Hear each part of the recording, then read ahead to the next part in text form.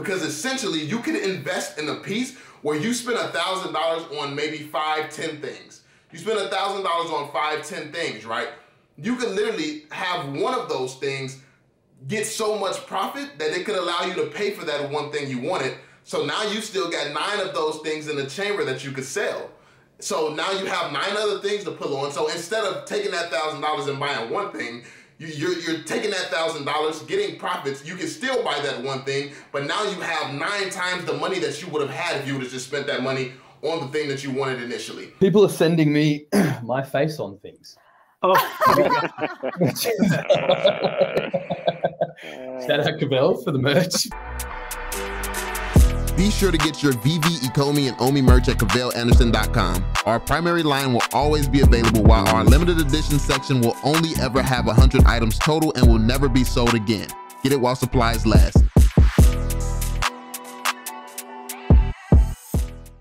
Yo, what is going on, y'all? I'm Cavell Anderson, and we are back with another VeVe and Ecomi video. And this one, we are going to be talking about how I turned $3,000 into over $200,000 using the VeVe app. So this video is going to be some tips and advice to some things that you can do to, I guess, maximize your experience on VeVe and kind of get your gains and earnings up. And it comes with a mindset. Like, investing, in my opinion, it's all about mindset. It's about mindset, controlling your emotions and things like that, which is ironic because if you see me on Twitter at times, I'm the main one talking crazy to everybody. But when it comes down to investing, it's a completely different energy. And it really is game time when my money is on the line. So that's how I look at things. And I think it is important to be able to shift into that mindset where, okay, it's time to make this money. Let's do this. And it's so easy. Like the reason that so many of us love this project is because it's just relatable. It's stuff that we saw as kids. It's stuff that we're collecting, stuff that we know, we understand. It's not like we have to read through what a business is offering in the stock market and things like that. And it's not like we have to learn a bunch of stuff that we never heard of before or anything like that. With this stuff, we know these brands, we know these assets. And I think a lot of people try to overcomplicate things, try to look at all these super deep math equations and things like that. When I'm on VeVe, I don't really look at market cap or things like that. I don't look at that whatsoever. I look at things a lot differently. So I focus more so on popularity. What is it that people want? What is it that people are going to want? What piece is really significant? And I think that this is a very, very big tip that's super undervalued. If you want something, don't buy what you want. Now that may sound crazy, but what you want to do is acquire assets that those assets will then allow you to buy what you want. So for instance, if I want something on VeVe, it costs $500 and all I have is $500. I'm not going to spend that $500 on that piece that I want and I want to hold long term, because now what I just did is took $500 out of play. I'm going to put my $500 in play, acquire some pieces that I believe are going to go up in value. Then once those pieces go up in value, I'll go back to that other collectible that I wanted to initially spend $500 on. But obviously, by the time you go back to it, it may be $1,000 at that point. Like if it was a $500 collectible, there's a chance that it could still be there depending on what you want, or there's a chance that it could have gone up a little bit. But if you make good investments, so instead of investing in one $500 thing, I would invest in 5 $100 things. Then all it takes is for these 5 $100 things to go up to something like 500, then you just made $400 on each of those.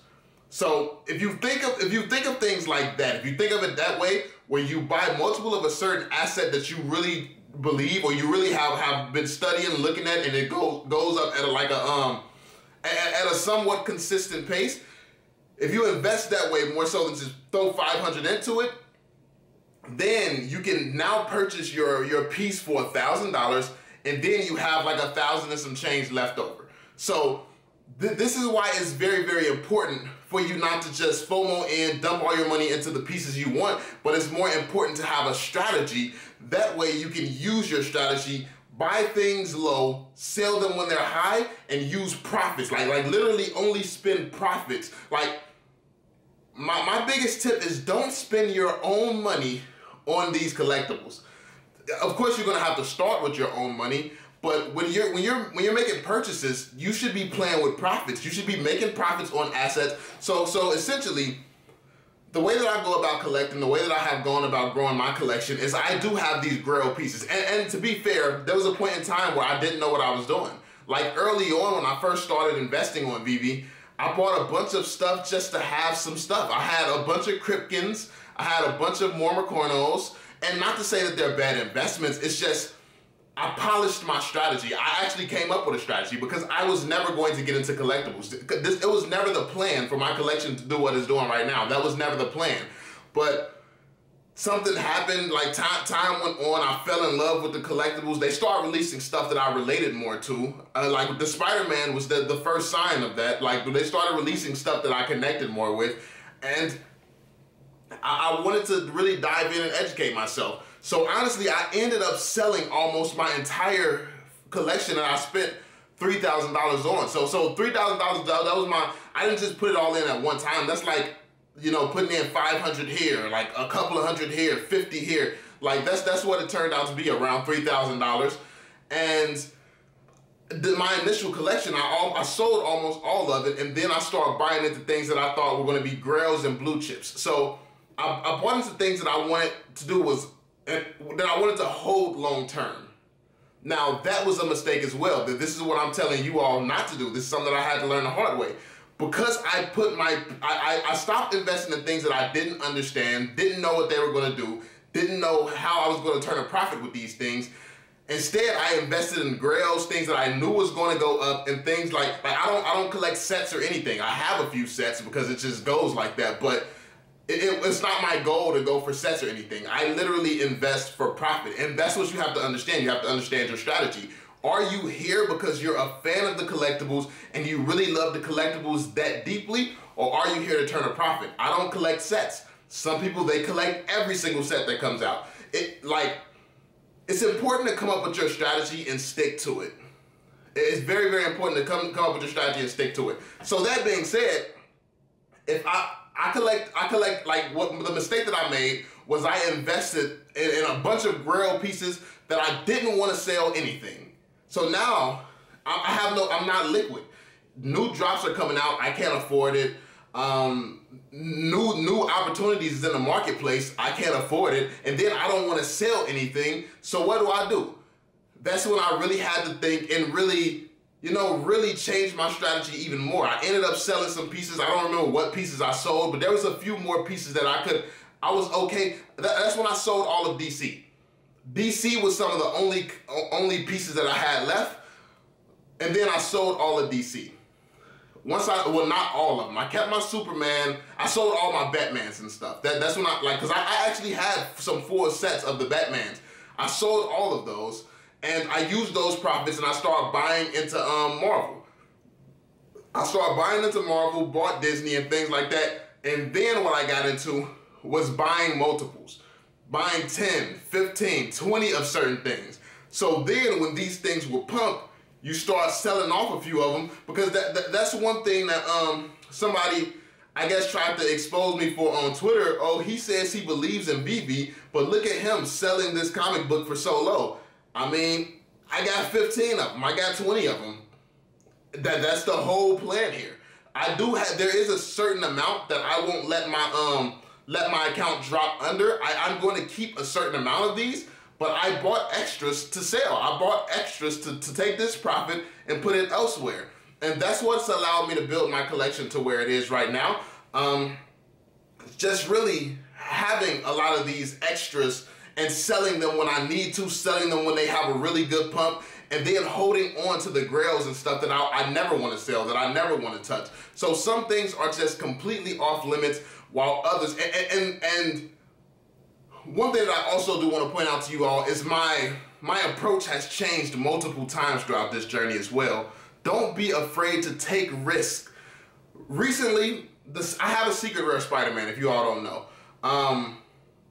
And so when you get the top of a set, usually you just go and buy the whole set, or some people just go and buy the whole set just cause.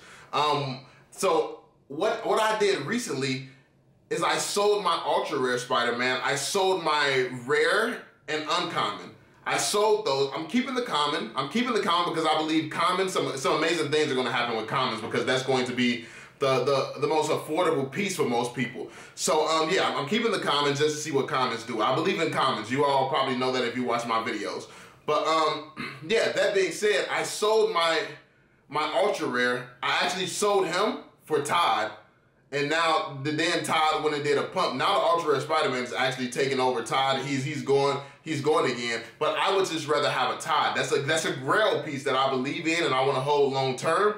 While the ultra rare Spider-Man, it isn't really something that I needed to hold because I have the secret rare. So like these sets, certain sets, I just like a lot of my sets. I just sold all the middle pieces that I really don't believe in, like the uncommons, the ultra rares and things like that. That's not original pieces. I stick to first appearances and things like that. And I also do a lot of research on certain things that's going to pump, when it's going to pump, and just gathering information that's going to help me make the best decisions when it comes down to what to purchase next. And that's actually what I offer in my private group. I explain to people not just what I would buy, but why I would buy it. So I think that when you offer a service like a private group, it's about the education. It's not about how much money someone comes in with to me. It's about how much money and knowledge that they leave with. I don't want anybody to have to be stuck in a group because they paid their money. I want people to be making so much money in this group that they don't want to leave. I'm not holding the information hostage. You can see what I do. You can see how I do it. You can see how I go about this so you can get your collection to the same level, so you can get your collection past this. Because there are people in the group with way more money than me, so they're sitting here asking me, oh, should I buy 15 Todds? You absolutely should buy 15 Todds, but I mean, that's not financial advice. I can't tell you what to do with your money, but I would buy 15 Todds. But yeah, I mean, so it really just comes down to making sure you're willing to adapt, you're willing to come up with a plan, come up with a strategy, and you actually stick to it. I think that if you do this, and if you follow some of these tips like buying multiples and only buying collectibles using profits and things like this, you'll really be able to get your collection where you want to be, and you won't have to keep putting in more money and trying to struggle to find some spare change to throw into the app and things like that. I haven't had to put much money into the app in a while. I actually have recently put like $1,000 in recently, and this is just to like top up my extras. Like literally, I put $1,000 in only, like I wanted certain pieces, and this is what I mean. I could have put the $1,000 in, and I could have got a piece that I want, a piece that I need. Instead, I put the $1,000 into other pieces that I already have. I already have multiples of, so now I just have more multiples, and once they go up in value, now I have more I can sell. So I can sell, like, when something has a good pump, I'm like, okay, I can sell 6 of those, I can sell 3 of those, okay, this has made me X amount of profit. Now let me use this profit to buy what I wanted to buy initially. And now I still have some more collectibles and things that I can sell, you know, moving forward. So, yeah, or honestly, depending on when your patience and how, like, you have to be educated to know when things move, how high things are going to move. Because essentially, you can invest in a piece where you spend $1,000 on maybe 5, 10 things. You spend $1,000 on 5, 10 things, right? You could literally have one of those things get so much profit that it could allow you to pay for that one thing you wanted. So now you still got 9 of those things in the chamber that you could sell. So now you have 9 other things to pull on. So instead of taking that $1,000 and buying one thing, you're taking that $1,000, getting profits. You can still buy that one thing, but now you have 9 times the money that you would have had if you would have just spent that money on the thing that you wanted initially. So it's just all about strategy and technique and really education and understanding the market, just really understanding the market. That's very, very important as well. So let me know if this video was helpful. Let me know if it was all over the place. I may try to organize it a little better where I'm not just talking off the fly, off the top of my head, just explaining what I've done. Yeah, if I need to list out some points and stuff and go down the list so it's a little bit more organized for you all, let me know. Let me know. I feel like I can polish this up a little bit more, but it might be understandable. So yeah, let me know what you all think in the comment section down below. Drop that thumbs up, subscribe, turn on notifications so you stay updated. And yeah, I'm gonna catch you all on the next one. Peace out, y'all.